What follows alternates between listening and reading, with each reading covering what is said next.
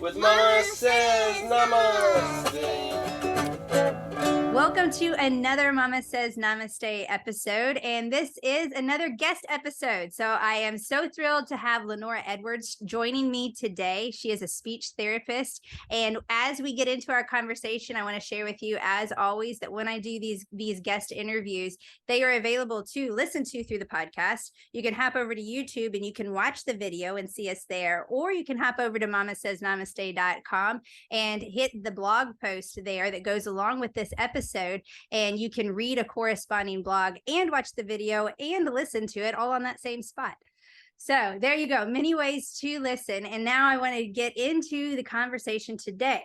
So Lenora is an expert speech therapist, and I'm going to leave it at that because she started telling me more about what all she's doing, and I knew I needed to just hit pause and go ahead and get the interview started because I want to share it all with you all. So Lenora, thank you for being here. Let us know a little bit about where you are now and what got you to this place as well. Thank you so much for having me, Ashley. I absolutely love the title, Mama Says Namaste. I think it's brilliant. So my name is Lenora Edwards. I am a board-certified speech-language pathologist with a company called Betterspeech, and we are actually an online speech therapy company, and we've been online since long before the pandemic, so we're very comfortable being online. And we are actually over 150 speech pathologists strong, and we are able to provide online speech therapy services throughout the U.S. in all states. And we are also internationally based. So it's really, really phenomenal. We provide effective, affordable, and high quality speech therapy services right from the comfort of your own home. Oh, that is wonderful. Okay, and so and I love that also because it's been very fun to see that people have listened in on the podcast from all across the world, and so we do have people that listen in Australia and in Germany, and I'm trying to think of where some of the other ones are that I've seen recently. But yeah, so we've got people listening in from all over the world. We all still have that same desire for how can we create that home that we love coming home to, and making a home into, or a house into a home.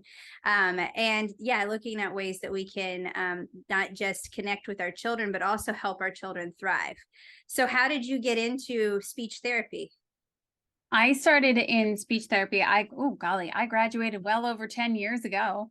And I initially started in nursing, and nursing is actually very strong in my family, and I absolutely loved it. It just was not the quite fit for me. So I was in university and I walked myself over a few other buildings, and I actually was taking a few courses, and it just lit up like fireworks for me. I absolutely loved it. And I had speech therapy when I was younger, and I worked with a lot of children when I would babysit that needed speech therapy services also. So it was always a really common theme throughout my entire life. Gotcha. Okay. Yeah.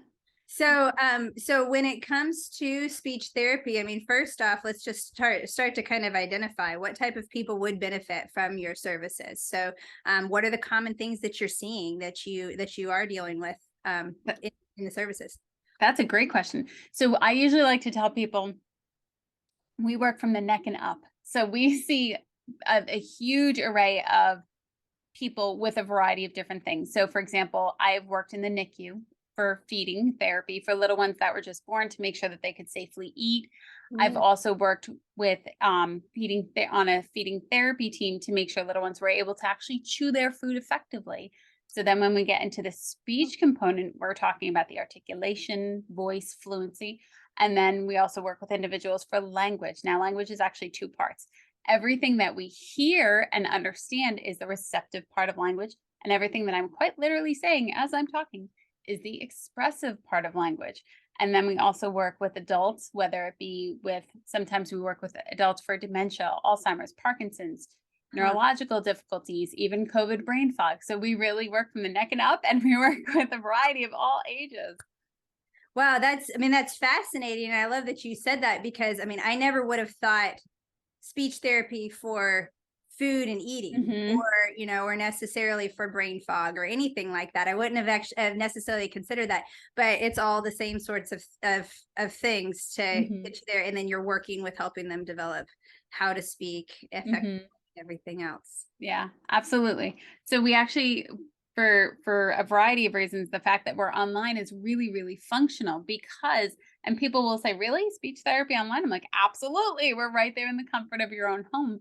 And we will actually work with little ones on the computer. But the nice thing is that if we took them to a clinic or if we went to a school, we're actually kind of disrupting their system and they're disrupting their day a little bit, and we're taking them out of their element. So they might not transition as we really, really hope that they'll transition, and they might not have a great session because we've now really disrupted this pattern in their day. So when we have the opportunity to be in your own home, we are in the environment that they are most comfortable in, and they're with their most familiar people, their most familiar toys. Things go a lot easier. And I absolutely love the fact that parent and guardian are right there with the little one that we're working with. Right now, if I took somebody to the clinic, we actually have to separate them because of this whole isolation thing that still goes on in some areas of the US, and especially with shields and masks still being present. So that's still going on. So it's really a little bit harder to get a really strong therapy session. But when we're on the computer, when we're right in the comfort of your own home, what is also fantastic is that we are able to be there and coach the parent or the guardian that is there with the child. And we'll be able to explain what we're doing and why we're doing it. And it's so much more impactful because we really then get to help them use it functionally in their day. We might get 30 to 60 minutes with the child, depending on the week or depending on the severity, but it's really important that we also support these parents and guardians in their process of making it functional. So that way they're the ones that are there all the time. So they really want the best for their children. And that is the best way to be able to do it, to explain to them what we're doing and then how to do it without us there. Oh, I love that. And I feel that you hit so many parts that I think can be stumbling blocks for families. Oftentimes, I know in my own personal story of my daughters struggling through stuttering, and my middle one being a severe stutterer. And the time of our lives that we were in, I'm running around with small children. We had a very busy life, and adding in speech therapy and going to speech therapy and doing that was not necessarily going to be conducive to lessening the stress in our life at all. And so we looked at pulling back on the stressors and everything else, and I see such value in what you're talking about on not taking them out of their element, but allowing them to learn in their element and having the parents over here, because that is definitely something where what is done in therapy can be great, but if it's only done in therapy, it's not going to go so far. Mm-hmm. We like to get that growth, that expansion across the areas. You're completely right. It will only go so far. And we also have the ability with our platform, we have a ton of games. So we're really able to share the screen and have them take remote control over our screen and do different things and really provide that complete care, because the little one then is there. They see that they're obviously being very cared for. They're also being supported by the parent or the guardian that's there with them. They know that this is important. So we have really a huge connection going on. And then we're able to make it really fun because of the platform that we use. And then once we're done, we'll be able to say, okay, we'll just sign on to your dashboard when you're done. And whenever you want, come on and play games. And that way speech is fun and functional. A lot of the time people will think like, oh, I have to sit down and study. I grew up when I was younger, when I had to study, it was you're going to sit down at a table and it was very, very structured. Whereas now we find that the more fun we can make it, the more impactful it is. And the brain will make faster changes because it's having fun and it's not seeing it. It's having a completely different chemical response when it's experienced as something fun.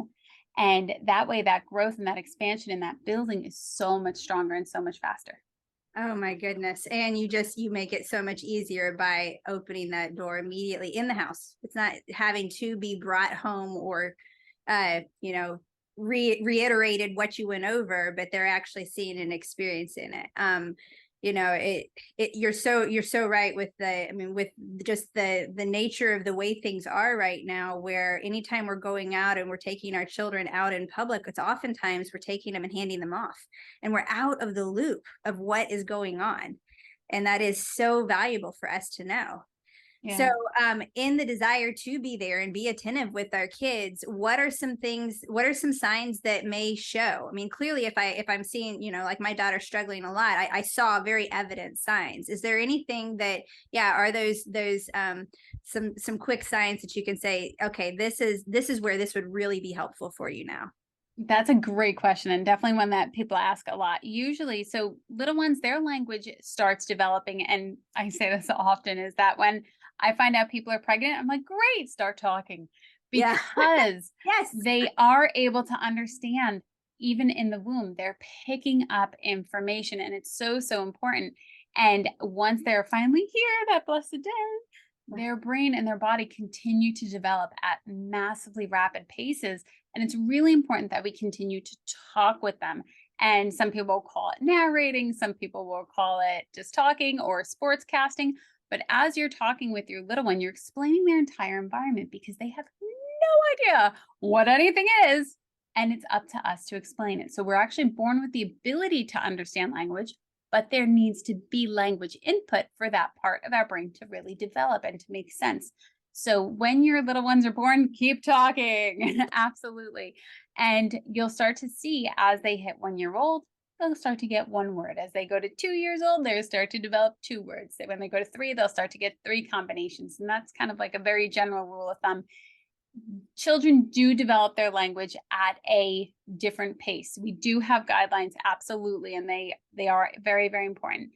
Receptive language, when our ability to actually understand and hear language, if you're concerned about that, some things that you'll see is, can your little one follow commands? Will they respond to their name at 2 years old? If we say, okay, let's find your shoes, and they can't identify their shoes or they can't go find their shoes, that's definitely a concern because they quite literally don't know what you're asking them and they don't know what they're looking for.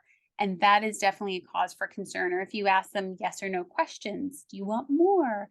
You want to see that response for them to actually indicate to you what they want. So that would be a concern for a receptive language difficulty. And they do go up from there. So if you're saying things like, once they start to ask questions, so show me the fish in our book. Can they identify the fish in your book? And really start to understand that they've now heard all this information, but they're able to show you that they understand this information. When it comes to expressive language, our little ones start talking and communicating very, very early. Talking, most people will say, oh, they don't have words. And we'll say, okay, but are they communicating? Are they engaging with you? What's their eye contact? Are they coming to you if they want something? Are they pulling you and pointing that they want something? That is a form of communication. Are they babbling? Ooh, ooh, ah, ah. Are they stringing sounds together? Those are all really good signs of strong communication skills. If your little one doesn't have a lot of vocabulary, we would say, okay, well, what age are you? So the great thing is I don't know if this has ever happened to you, Ashley. I roll over at 2 a.m. and I have a question about about whatever it may be, and I would like to speak with a professional as soon as possible. 2 a.m., fine. I'll wait till appropriate business hours. But right now, if you had a concern and you wanted your child evaluated, a lot of the clinics are waiting 6 months just to get your child evaluated. It's a really, really long waiting period. Whereas with Betterspeech, if you have concerns, reach out to us immediately. We can offer you a free 15-minute consultation where you will speak with a speech language pathologist. You can talk to a human, not a computer. This is a great thing. Yes. And we can get you matched as early as the next day to really see if your child may have a delay. And what's the worst that's going to happen? Even if I've heard this many times, I just wanted to make sure that I wasn't missing something. That's a great thing. And that should be celebrated. Yes. Absolutely. Because in the event that you didn't listen to that instinct, you might now push that instinct off for 4 months and that language part of the brain and body continue to develop. And they didn't wait 4 months in that development. So now we're 4 months behind. So if you have concerns, absolutely visit us at betterspeech.com and we can absolutely start you with a speech language pathologist as early as the next day. So that way we can address your concerns, because that window of language development really is so big. So it's hard to really say this 2-year-old unless I have more details. But yeah, It's really awesome. Oh, I mean, there are times where I really advocate for put down the screen and go be person to person with somebody. There are times where I go, oh my gosh, it opens things up so much. And I know here as a coach myself, that's one of the beauty. I mean, I do coaching referrals. So not just for me for coaching, but also just working and running my father's company. I'm doing a lot of coaching or business coaching referrals as well. And anytime somebody says, you know, can you show me who the closest coach is in Boise, Idaho? I help to educate them. Do you really want who's just next door, or do you want who's the best fit for what it is you're looking for? And Completely. when you've got speech therapy offices, oftentimes you are very limited. I mean, there's not a lot of people that are going to be speech therapists on call at the same time anyway. And so this is such a beauty to not only get access to a larger range, but also have that opportunity to get somebody who really gets what you need and what your family needs, as opposed to just what's the closest, most convenient one. I love that you pointed that out too about technology and truly pointing out what is the best fit for your family. So with technology, it's so important that, and I hear parents say, "Oh, I'm being bad," and they'll put their phone away. And I really try to encourage people to use technology to your advantage. Yes. It's not going anywhere. So if it's out, make it something functional. Or if your kid has a question, that's a great question. Let's look it up together. Right. And when you look it up together, you're having that bonding experience, but you're also showing, and children love to model. They will show you everything that you're doing. Show them that it can be used for good and teach them that it can be used for good, because they will then use it for good and really start to educate themselves. And that is such a fantastic thing. So when we're on doing Zoom sessions, they're understanding that this is education, this is learning and play at the same time, which can coexist. It's not one or the other. They can absolutely coexist. And as a board certified speech pathologist, what that means is I have the appropriate education, and I've also passed a very specific test, and I've graduated, and I've met all these credentials. Now, as a board certified therapist, I can then go and apply for licensure in a state. I live in the state of Pennsylvania, but I am licensed in 5 states, which allows me to provide speech therapy services to people in Colorado, to people in South Carolina. And sometimes we can get a number of states if we would like. I think somebody that I know personally has over 12 licenses, even though they live in one state. What that allows them to do is they can work with people in different time zones, and it's not just the person that was there. It's the best fit for that family. And that is so important. When you have a good connection with a coach, with a therapist, with a doctor, with any trusted professional or any trusted person, when you have good rapport, it's because there's really good rapport. And that's something to be treasured and and to be held very specially in your heart, because you're having that person there with you and they're helping you through this. And it's really something that cannot just be dismissed as like, oh, we just didn't get along great. Okay, no problem. If you didn't get along great, find a great fit for you. That's so important. And I think oftentimes we do. I know I personally have navigated this too. We struggle with limitations because of the hassle of finding that right fit, whether that's hiring somebody to work with us, getting that great babysitter, everything else. Well, what are we going to do? Just do all the work ourselves? Never get a babysitter? No, we just keep going and we find that person that is a good fit.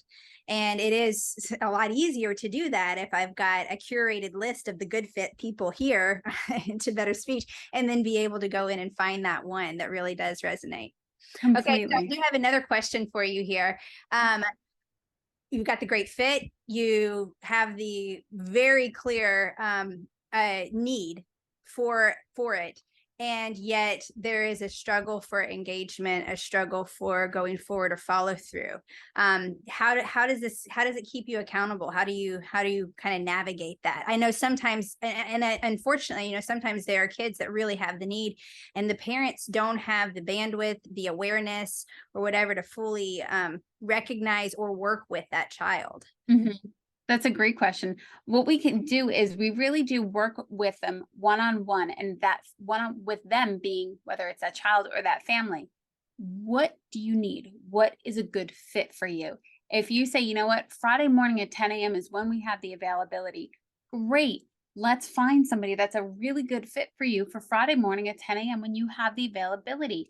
Because when it comes to speech development, when it comes to working with your child, it is really important. And I honestly, sincerely believe most people don't want to put this on the back burner and be like, I couldn't today. And it is important to them. So let's support them in that area where it's important. How else can we engage them? How else can we make it fit? If games aren't a thing, okay, great. You guys have flashcards. Show me your toys and really figure out what works for that child, because that's so important. It's about that child's development. I can have games that are fantastic. And if they're like, I don't like games, I like flashcards, great. They want flashcards. And we know what works for them. So it's really about finding what works for them, not forcing what I think they need, but figuring out, being the detective, what is working for them, what's not working for them. I have a little one on my caseload, and right now they love clips of the movie Elf. So in between working on S sounds, we're looking at snowball and silly and finding all these S sounds that are within that scene. And no, we're not watching movies. It's like 10, 20 seconds that we're watching. And then we're able to, okay, let's go back. What did we see? What did we find? Oh, I love and it. really having that back and forth of what is functional and how can we make it effective for them. That's the most important. And that so affirms what I talk about here on Mama Says Namaste. When we talk about unschooling, beyond unschooling, whatever labels you choose, if you do public, private, or whatever, I believe we all can be advocates for functional education, which is just like functional medicine, incorporating the mind, body, soul. It's your whole life of education. Oh, you have the opportunity to learn. And you're speaking very much in alignment to where I talk about what's easy for learning when it comes to unschooling, functional education, or whatever you want to call it, is that delight-led learning. I mean, I know as an adult that if I'm enjoying it, I'm going to retain it a lot more than if I am just required to memorize for a test. And so yeah, not having a cookie cutter approach. There's not just one way for therapy or for the support for your family, but really saying, I'm willing to hear what's that best fit for you and follow through with that, so that it's kind of speaking the languages of the family as well. Completely. I love that. You said that so beautifully. Oh, I love that. All right. Well, so as we start to kind of wrap things up here, yes, what are some words of support you could give for families right now? I know that, and I honestly, I'm even thinking about this just popped into my head, but as we're recording this, we're going right into the holidays, and we're going to be airing this probably a few weeks right after. But as we're thinking of, going and interacting with others, sometimes when you have that child who has speech delays, or we're struggling with our own speech or anything like that, what are some insights or any way that we could maybe help to navigate or educate somebody on what might be a challenge for us or for our child? That's a great question. So ways to really help engage, to help reduce the challenges or the difficulties someone may be having. I really like to get, especially with little ones, I like to be eye to eye with them. When you're looking down, it's very authoritative, very intimidating to them. And they are also trying to communicate to you in what may feel to them as a more stressed situation. Some kids are just developed differently, and they experience stress differently in their body than other children. So to really be aware of that, to just allow them time to talk and really engage. And when they're playing, talk about the things that they're playing with and see what else, that get to know them, and to really listen and be present in that moment with those little ones. Especially if as I'm sure you're well experienced with somebody who is disfluent, to really just allow them the space to talk and to reduce the stress as much as possible, because that little one really does want to talk. Something else is going on, and they're having periods where they can't be as fluent. So to be as supportive as we can in those moments is really important. Yes, I know that for us, our mantra for a good year and a half, 2 years was slow your roll. And I literally had a picture of a cinnamon roll and the word slow your roll. And I pulled it out multiple times over the years because we're a fast paced family. And it was brought very much to my attention by my stuttering children that in our household of constant dialogue and constant narration, we did so much awesome speech therapy. It was too fast for our kids could not get it out of their mouth as fast as all of the words floating around in their head. And so yeah, when I started looking at it, I mean, we in our experience, what we did is we literally slowed down. We slowed our pace in every way. We slowed our interactions even, and just allowing for more white space in our interactions as a family. And it was amazing how much that does make a difference. Huge difference. I yeah. love that. Slow your roll with a cinnamon roll. That's Yes. awesome. Yeah, slow your roll. Sometimes I Yeah. think we want to speed up or kind of like muscle over if we don't get it out correctly. And in doing that, it's not reinforcing, it's not making it any better in that, but just allowing more space can be so valuable. Yeah, absolutely. I couldn't agree more. Oh, well, thank you so much for being on with me today. I hope that, yes, anybody who is needing any support, please check out Betterspeech. Is it betterspeech.com? Is that correct? Betterspeech.com. Thank you so much, Ashley, for having me. It was great talking with you. I really enjoyed it. Well, thank you so much. Hop over to Mama Says Namaste for your one-stop catch-all for all the different ways that you can see this, hear this, and read this, as well as getting the links to Betterspeech and everything else in the blog post as well. So thank you so much. We celebrate everybody in their walks in life and in their journeys. And we want to look at how we can give space and grace for people to grow and to really recognize and appreciate how the uniqueness in each of us strengthens all of us. Namaste.